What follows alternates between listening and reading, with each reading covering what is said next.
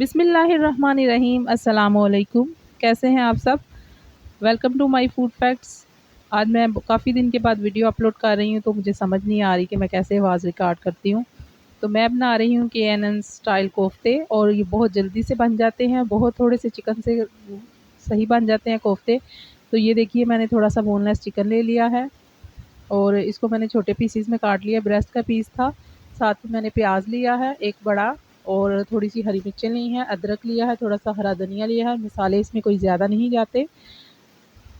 तो उन मसालों में मैंने नमक ले लिया है, साथ में चिली फ्लेक्स ली है, और मैंने काली मिर्च ली है, और साथ में मैंने चाइनीज़ नमक लिया है आधा चम्मच, और हल्दी ली है थोड़ी सी। तो मैं इस सारी चीज़ों को चॉपर में डाल के तो इनको चॉप कर लेती हूँ। आप चाहें तो आप चिकन का कीमा भी ले सकते हैं, लेकिन ये चिकन के साथ ही चीज़ें जो है अच्छी तरह से ब्लेंड हो जाती हैं, और फिर इसके कोफ्ते बहुत ही अच्छे से बनते हैं। ना मैं इसमें कुछ बाइंडिंग के लिए यूज़ करूँगी, और ना ही इसमें एक्स्ट्रा मसाले दूसरे कोफ्तों जैसे जाते हैं। ये क्योंकि KNN स्टाइल कोफ्ते हैं, तो इसमें मसाले बहुत ही कम यूज़ होते हैं। और बच्चों को क्योंकि ये प्रोडक्ट्स बहुत पसंद होती हैं, तो आप घर में भी बना सकते हैं। इसलिए मैं ये तरीका आपसे शेयर कर रही हूँ। काफ़ी बार मैंने बनाया है, लेकिन मैंने वीडियो अब पहली बार बना रही हूँ। तो ये देखिए, अच्छी तरह से सारे मसाले इसमें ब्लेंड हो गए हैं। अब हाथों पे थोड़ा-थोड़ा सा ऑयल लगा के आप इज़िली कोफ्ते गोल-गोल शेप में बना के जितने साइज़ के चाहें आप बना लें।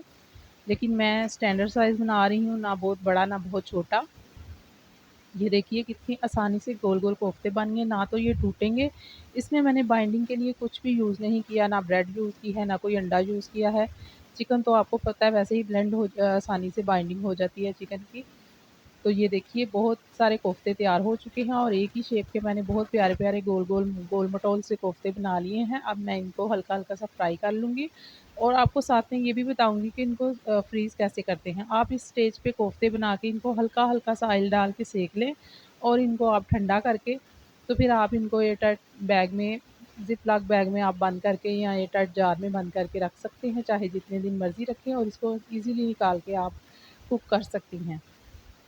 तो सिर्फ़ ये है कि पकाने से थोड़ी देर पहले, कोई घंटा 2 पहले आप निकाल के रख लें, तो आपके आसानी से कोफ्ते जो हैं वो अपनी असल हालत में वापस आ जाते हैं। अब मैं इनको अच्छा-सा फ्राई कर लेती हूँ, क्योंकि मैंने अभी कुक करने हैं, तो इसलिए मैं इनको ज़रा सही से फ्राई करूँगी। अगर आपने फ्रीज़ करने हो तो आप कच्चे भी कर सकते हैं, या फिर आप हल्के-हल्के से सेक के कर सकते हैं। और मैं चम्मच नहीं लगा रही, मैं इसको ऐसे ही हिला के तो मैंने इनको प्यारा-सा कलर दे लिया। देखिए कितना प्यारा-सा कलर आ गया है, अच्छी तरह से कुक हो गए हैं, और चिकन आपको पता है जल्दी से गल जाता है। तो चलिए अब इसकी ग्रेवी बना लेते हैं। मैंने प्याज़ ब्राउन करके रखे हुए थे। इसको दही में डाल के मैं इसको एक बैटर सा बना लूँगी। तो ये देखिए, अब ऑयल में मैंने लहसुन अदरक की पेस्ट डाल दी है 1 चम्मच, और इसको कलर चेंज होने तक और अच्छी सी खुशबू आने तक पका लिया है। साथ में मैंने हल्दी ली है, आधा चम्मच नमक लिया है 1 चम्मच, और 1 चम्मच सुरख मिर्च है, 1 चम्मच चिली फ्लेक्स, थोड़ा-सा धनिया, थोड़ा-सा ज़ीरा, और थोड़ा-सा मैं इसमें तिक्का मसाला डाल रही हूँ। तो ये सारे मसाले मैं इसमें डाल के, तो और मसाले आप कम ज़्यादा अपनी मर्ज़ी से कर सकते हैं। आप ज़्यादा लाइट बनाना चाह रहे हैं, तो आप इसमें से भी मसाले कुछ स्किप कर सकते हैं। थोड़ी देर मैंने उसको 2 मिनट भूना है, और साथ ही मैंने ये जो प्याज़ और मैंने दही की ग्रेवी सी पेस्ट सी बनाई थी वो डाल दी है। वो डाल के मैंने इसको 4 से 5 मिनट पकाया, और साथ में मैंने 2 टमाटर की प्यूरी डाल दी है इसमें। अब इसको मज़ीद भूनेंगे हम, ताकि ये जो टमाटर की प्यूरी है ये अच्छे से पक जाए।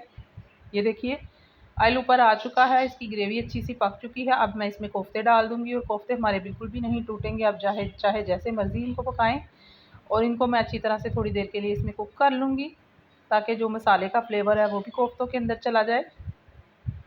अब हरी मिर्चें, 1 हरी मिर्च मैंने साबुत डाल दी है, और 1 मैं कट करके डाल रही हूँ, क्योंकि ये KNN स्टाइल कोफ्ते हैं, तो इसमें मसाले उस दूसरे कोफ्तों जैसे ज़्यादा से नहीं डालते। थोड़ा-सा मैंने इसमें पानी डाला है। आप चाहें तो इसको मसाले की तरह ऐसे भी रख सकते हैं, लेकिन मैं ग्रेवी वाले बनाती हूँ, तो क्योंकि हमारे घर में बहुत शौक से खाए जाते हैं।